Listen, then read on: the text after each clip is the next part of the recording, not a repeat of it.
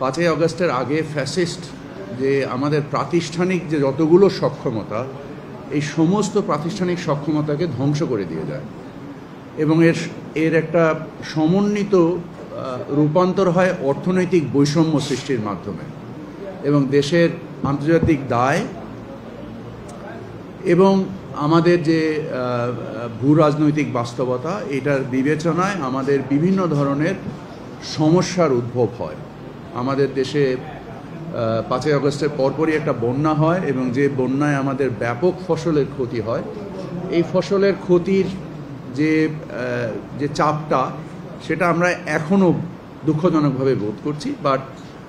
আমি আপনাদেরকে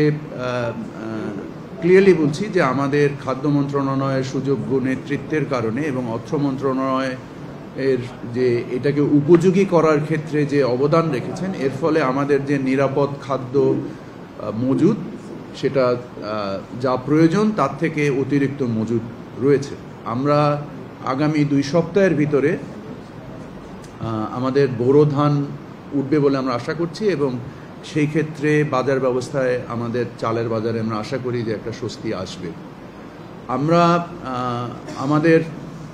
প্রধান সম্পদ মাননীয় প্রধান উপদেষ্টা, ওনার নেতৃত্বে আমরা যারা কাজ করছি, আমাদের মূল উদ্দেশ্য হচ্ছে ইনসাফ প্রতিষ্ঠিত করা এবং আমরা এই উদ্দেশ্যে রাষ্ট্রের যে দায় ফ্যাসিস্ট আমাদের উপরে রেখে যায়, আপনারা জেনে খুশি হবেন যে আমরা প্রায় 50,000 কোটি টাকার উপরে রাষ্ট্রীয় দায় অলরেডি আমাদের বৈদেশিক দায় আমরা পরিশোধ করেছি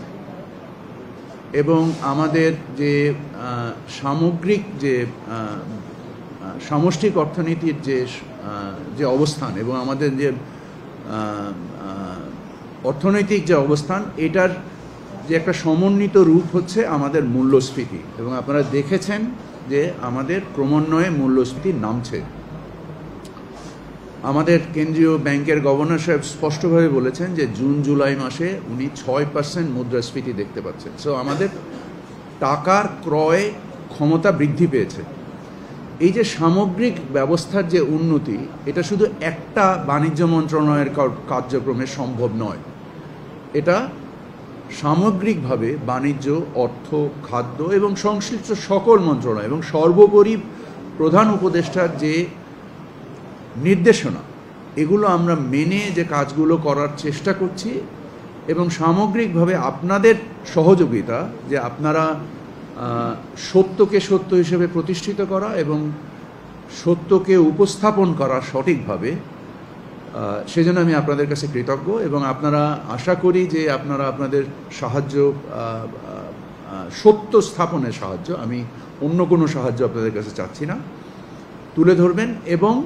গঠনমূলক সমালোচনা করবেন। যে সমালোচনায় আমাদের কার্যক্ষমতা বৃদ্ধি পাবে, আমরা আপনাদের কাছ থেকে কাজের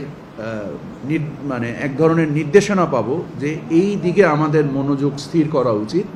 এবং আপনারা বিশ্লেষণধর্মী, অনুসন্ধানধর্মী